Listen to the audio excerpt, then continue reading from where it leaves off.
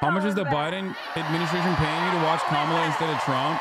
I care more about this because I've objectively listened to Trump's speeches a million times more than Kamala's speeches. And I want to see if there's any change in her messaging, in her narrative.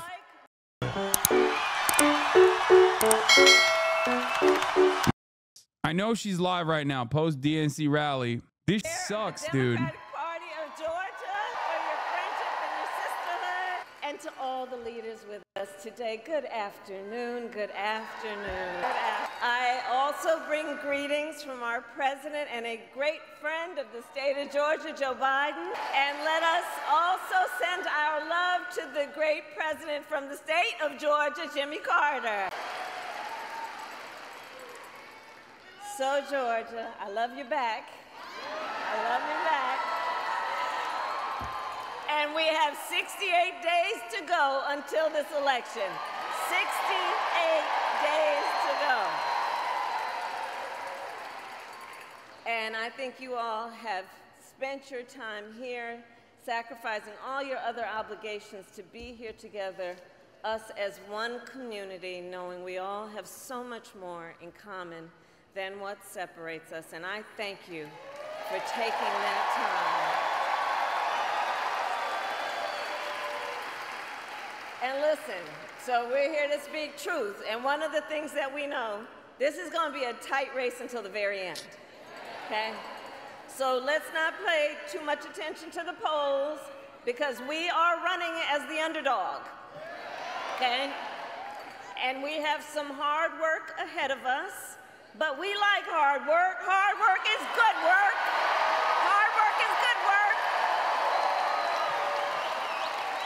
And with your help, we are going to win this November. We are going to win this November. Yes, we will.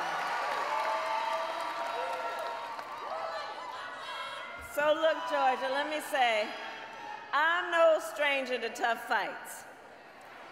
Before I was elected vice president, before I was elected a United States senator, I was an elected attorney general, and before that, an elected district attorney.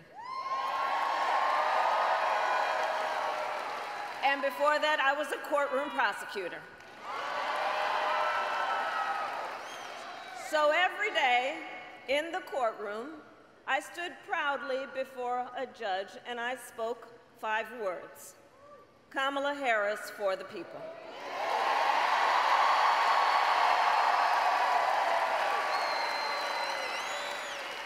My entire career, I've only had one client, the people.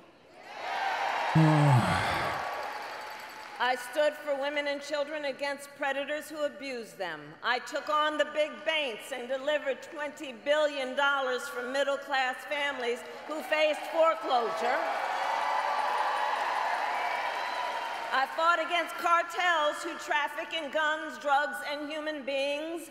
And I stood up for veterans and students being scammed by big for-profit colleges. For workers who were being cheated out of the wages they were due. And for seniors facing elder abuse. And I will tell you, those fights were not easy.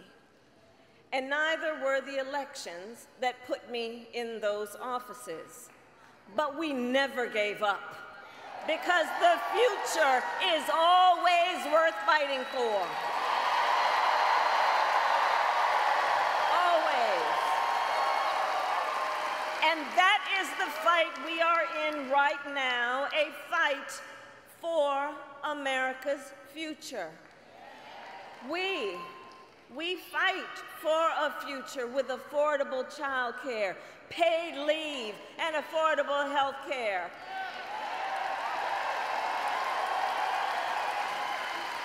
And on that last subject, let's finally expand Medicaid in Georgia so people can take their child to a doctor or go to an emergency room without going into medical debt.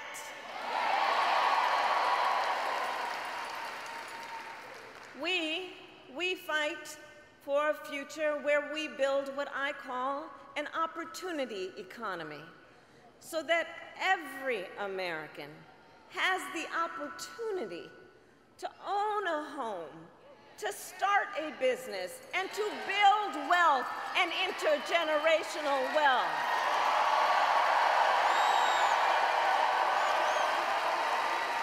And a future where we lower the cost of living for America's families. So when I was Attorney General, I went after price-fixing schemes.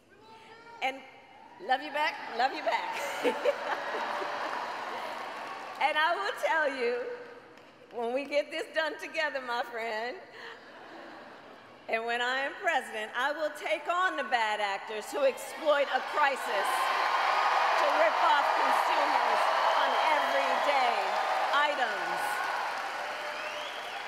Who rip off consumers on everyday items like groceries. I will take on Big Pharma and cap the cost of prescription drugs and insulin for all Americans.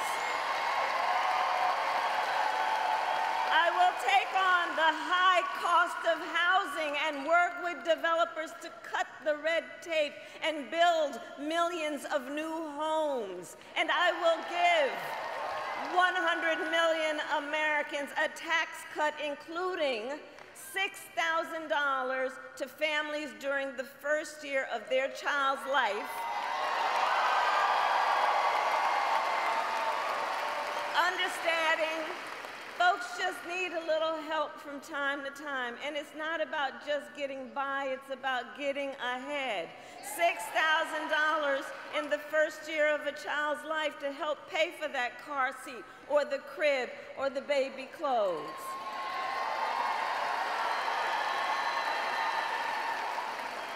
And unlike Donald Trump, I will always put the middle class and working class families first.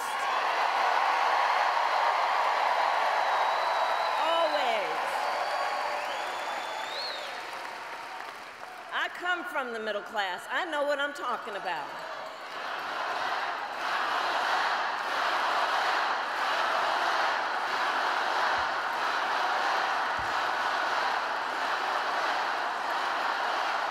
And Savannah, but we got some work to do, okay? We got some work to do because we know Donald Trump has a very different plan.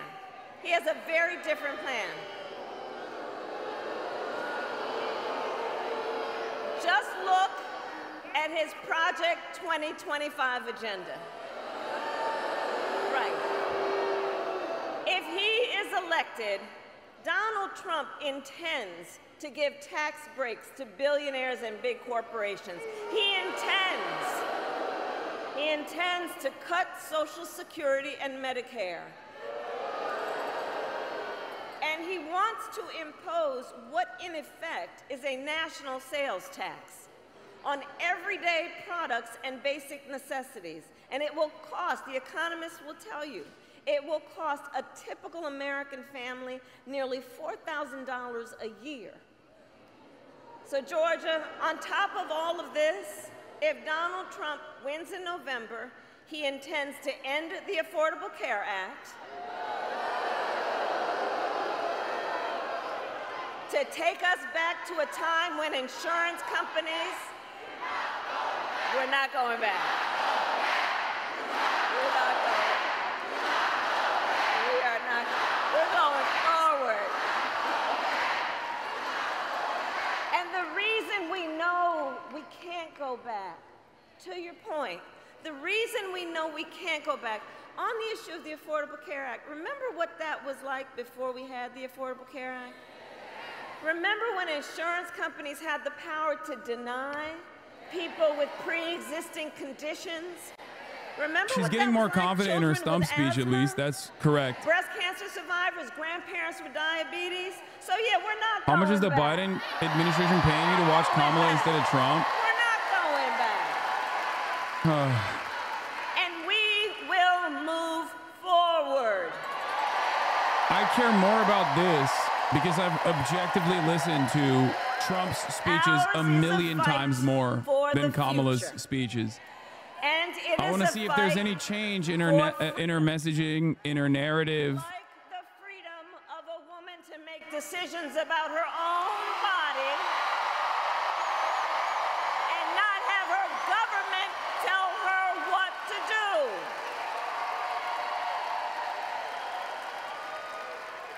And understand how at least we it's not got people here. you accusing you for loving Trump for President, covering him this Donald time. Trump handpicked 3 members of the United States Supreme Court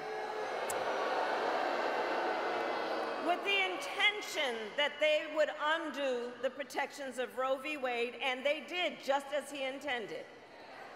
And now, more than 20 states have a Trump abortion ban, including Georgia.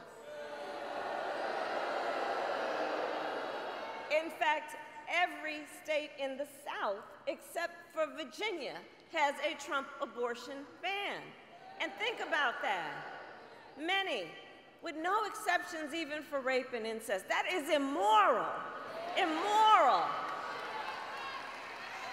And let us all agree, one does not have to abandon their faith or deeply held beliefs to agree the government should not be telling her what to do.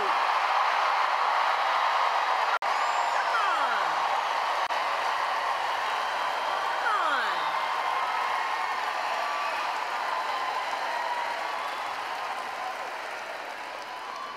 And if he wins, Donald Trump will go further. He will sign a national abortion ban, you best believe. And he would create a national anti-abortion coordinator and force states to report on women's miscarriages and abortions. It's right there in Project 2025. I've said it before, and I'll say it again. Simply put, they are out of their minds.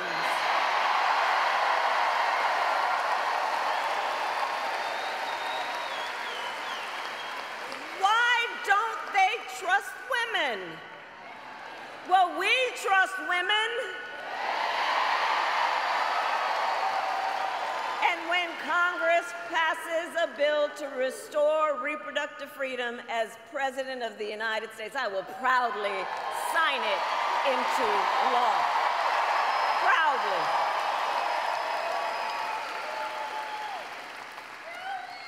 And across our nation, in addition to that, we are witnessing a full-on assault on other hard-fought, hard-won fundamental freedoms and rights. This is the other reason why I was watching.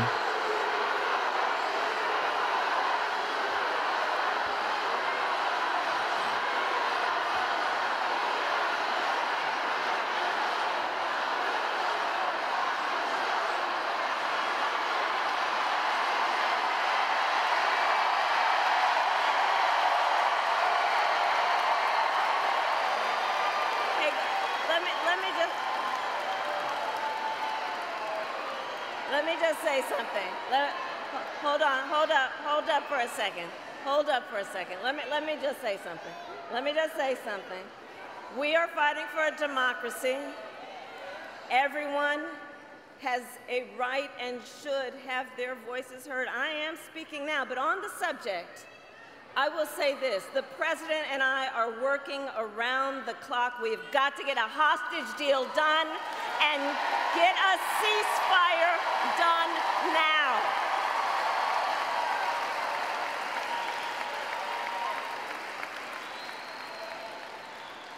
So back to this election and Donald Trump.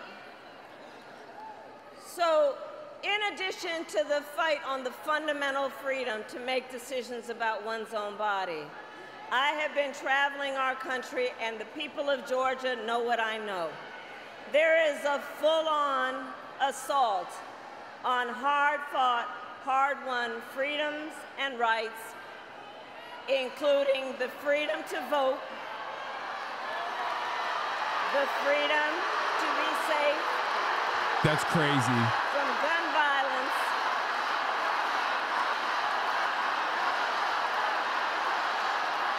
She's getting more pressure. It's good. It's good. Keep it up. And an attack on the freedom to love who you love openly and with with pride.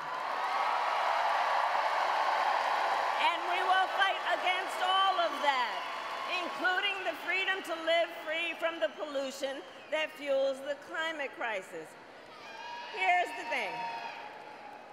Generations of Americans before us led the fight for freedom. Now, Savannah, the baton is in our hands.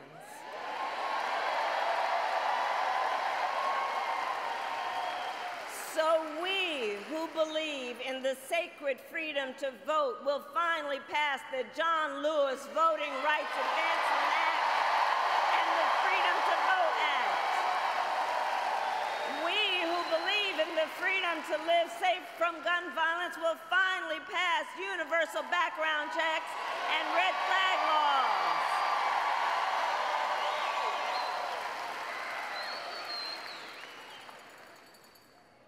So much is on the line in this election. So much is on the line. And understand, this is not 2016 or 2020. Things are different. A lot is the same when we think about the issues, and then there is significant differences. The stakes in 2024 are even higher, because consider that the United States Supreme Court recently just basically told the former president that going forward he will be effectively immune no matter what he does in the White House. Now just imagine, well, the courts are going to take care of that. We're going to get them out of, we're going to elect ourselves and everybody here in November.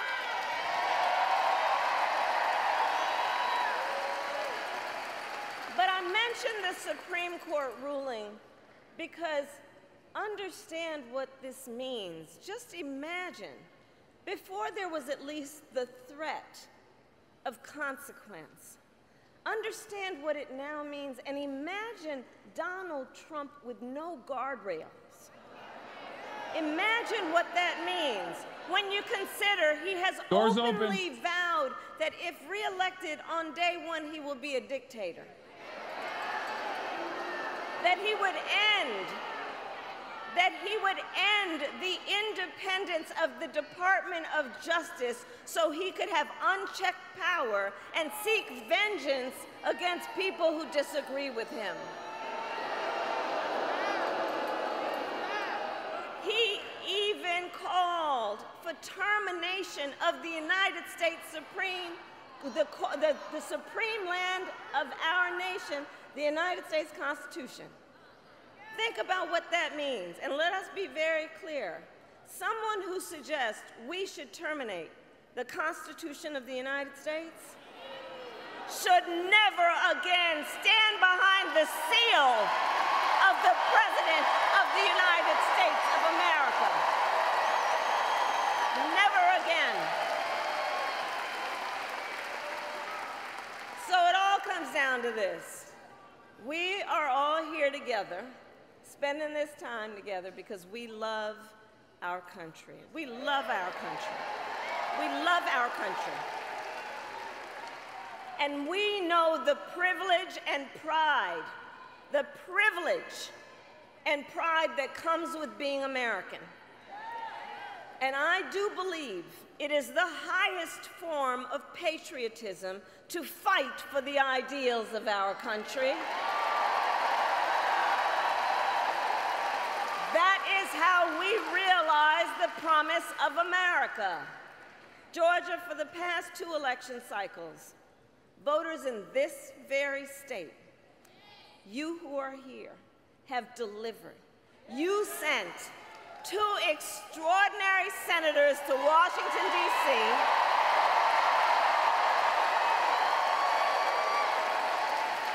You sent President Biden and me to the White House.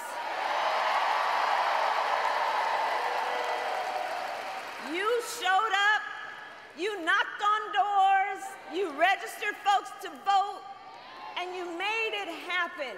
You did that. You did that. And so now we are asking you to do it again.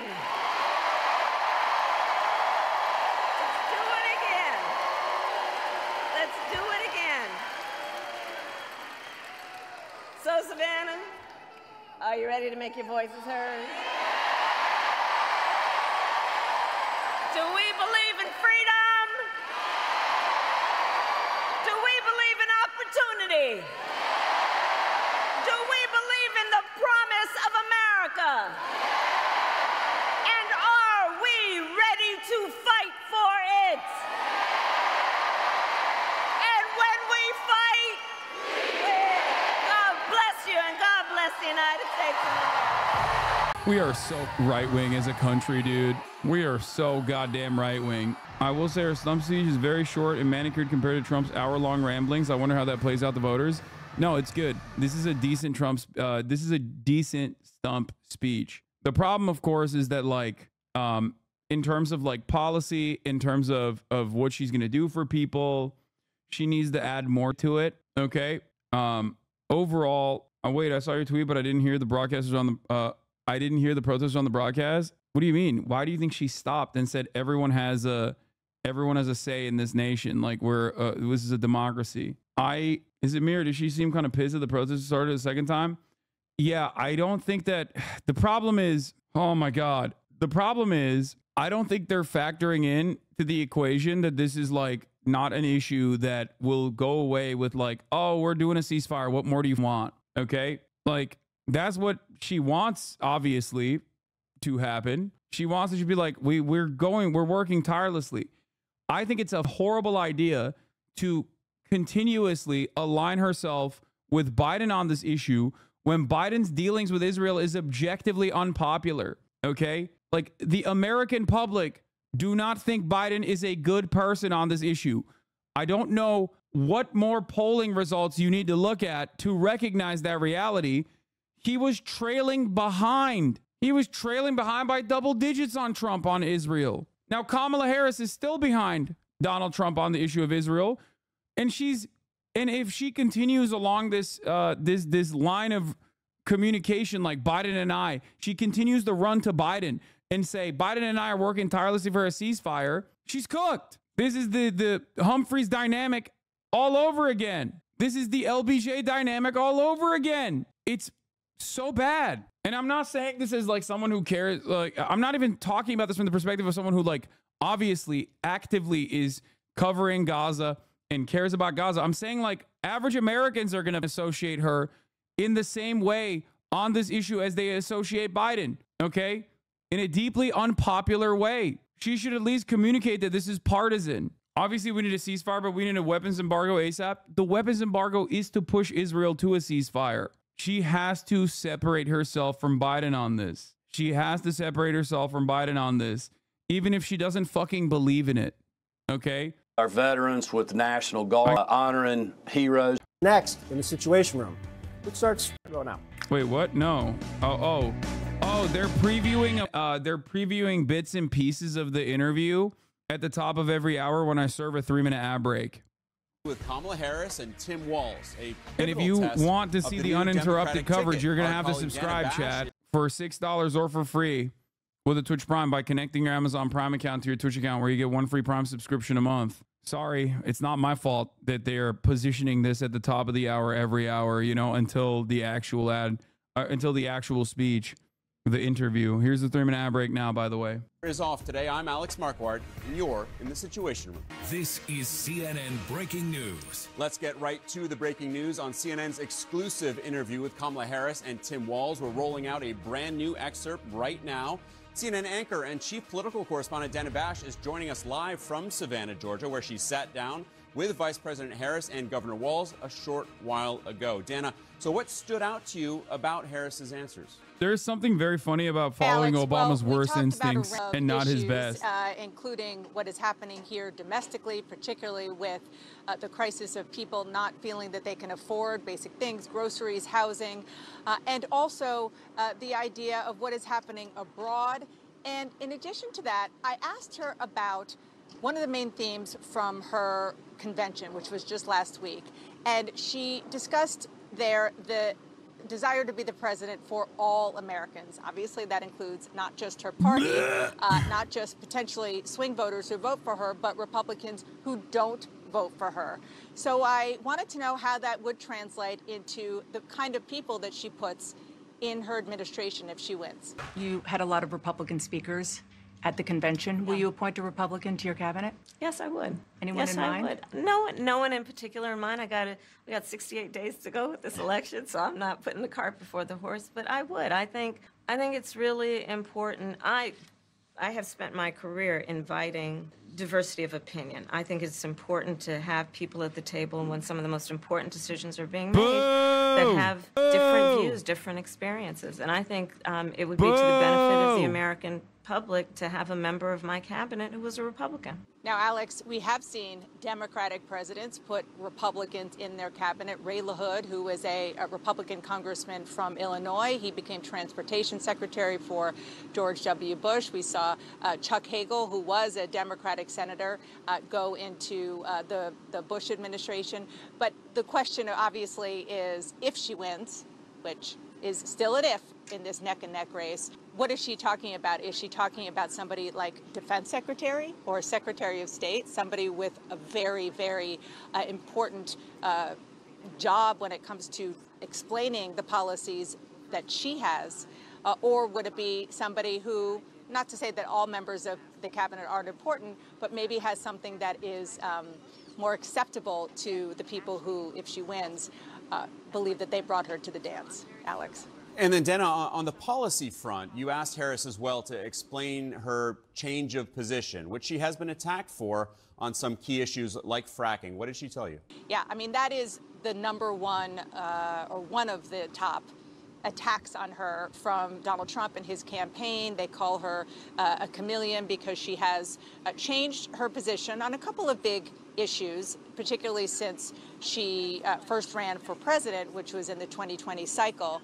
And so I talked to her about some of the sort of big ones, energy, as you mentioned, fracking, which is a huge issue in the must-win state for her of Pennsylvania, and immigration as well. Some of the things that she said during that campaign have changed and shifted as she has spent the past more than 3.5 years as vice president under Joe Biden. I talked more broadly to her, Alex, about how that should be perceived by voters who want to be sure that if they're going to vote for her, that the policies that she is saying that she would put in place now, if she becomes president, are not going to be changed again. And effectively, her answer was, I might have changed some of the... Are they teasing this? No, are they teasing like a test poll? Make sure it's going to be a hit? No, they're trying to max out on people tuning into CNN. That's it. With the vice president and with they're doing a promo while simultaneously today, offering tidbits so that you keep watching throughout the day and not just. I mean, literally, we're tuning into CNN to see what they're saying. What were the interactions like between That's the reason. Harris and Walz in the interview and on the trail that you observed? They are getting to know each other. These are not two individuals who serve together in any real capacity. They obviously spent time together when she was interviewing for her running mate. They clearly clicked because she said that she wanted him to do the job. But there is a little bit of a new relationship vibe, since vibe is the word of the summer, going on between the two of them. But they clearly have a good connection, and that was obvious not just in the interview today, Alex, but I was with them on the trail here in Georgia. They're on a bus tour and in and around Savannah, watching them interact with students in high school and also with voters at a local barbecue shop. And certainly a bus tour will put a new relationship to the test. Dana, I know that this is going to be a wide-ranging interview, hitting on all kinds of domestic and foreign policy issues. Really looking forward to it. So thank you so much for joining us. And you all can see all of Dana's exclusive interview with Kamala Harris and Tim Walz tonight at 9 p.m. Eastern, only here on CNN. Let's talk more about the Harris-Walz interview that Dana just wrapped up with our team of political experts. Thank you all for joining me. Laura Barón-López, I want to start with you. That pledge that Harris made to have a Republican in her cabinet, talking about the diversity of opinion that is necessary. Do you see this as another example of Harris trying to reach out to many of those disaffected Republican voters? Yes, I think that's exactly what it is, to reach out to those voters that voted for Nikki Haley in the primaries, even after she dropped out. And I was actually just talking to one such voter in Arizona, And I asked them what they thought about that, those comments that Harris made. This was a two-time Trump voter, a voter that no longer says that she's going to vote for Trump. She's a suburban woman in Arizona. And she said that she liked that Harris said that she thought that she wants to see Harris talk to moderate Republicans and make policy with moderate Republicans and show that she'll work in a bipartisan way with Republicans. But that voter also said that they still want to see more on Harris's economic policy. And Alex Thompson, we did see at the DNC in Chicago several Republicans speaking on behalf of Harris, Adam Kinzinger, Olivia Troy, among others. When you take that with this promise that she made today, what does it say to you about this outreach to the Republican Party? That it's a key part of her campaign strategy. I mean, essentially, she's being able to run only a general election campaign without a primary. And last time she ran the presidential primary, she ran to the left in order to try to consolidate the base. Now she feels very confident that she has the base of the Democratic Party, and polling shows very much the same, that Democrats are energized, that she has unified the Democratic Party. Well, if the Democratic Party is unified, especially because she's going against Donald Trump, then the next step then is to try to pick people that aren't part of the Democratic base, that are Republicans, that are basically people that maybe were like fine with the Trump presidency, but do not like him, do not think he is a good person, and don't want to see him as president again, and don't want to just frankly argue about him for another 4 years. And Michael Hardaway, you heard Dana there talking about Republicans who Obama had in his cabinet, and you know, presidents who've chosen cabinet members from the other party. And yet President Biden doesn't have a Republican in his cabinet. Trump did not have Democrats in his. Why do you think the vice president is now making this pledge? Well, there are some serious issues that we have to address together in a bipartisan way as a country in the next 5 to 10 years. We've got a $35 trillion national debt that we have to deal with. That has to be in a bipartisan way. You've got these international threats from North Korea and Russia and China. You've got chaos in Sudan and Venezuela and the Congo. All of those things have to be done in a bipartisan way. And Republicans are half of this country. I hate everything. I hate so much. I hate everything that I'm seeing. I hate everything that I'm hearing. I hate the media. I hate the Harris campaign's like worst instincts possible. They are literally, bro, you're not going to comment at all. What can I say? This is basically a rehashing of every single Democratic candidacy. They went so quickly back to their old method. Like I kept reiterating that I was worried that they would start running scared. And when people were like, Hasan, it seems like you're very excited. When they chose Tim Walz, when they swapped out Biden with Harris, you're like, oh, there's a lot of momentum. There's a lot of excitement surrounding this campaign. And I was like, I'm still worried that they will retriangulate to the center and they will run scared. The excitement came from the Tim Walz. The excitement came from the Tim Walz pick and what that potentially spelled for the campaign. Kamala lead widens Lamau. I cannot begin to explain how stupid it is to, like, you know, douse yourself with champagne as though this, which is in my title, which is objectively what is going on, means that they're winning. Okay. Like Kamala Harris's poll results show her still within the margin of error. Okay. And it's not a done deal without Pennsylvania regardless.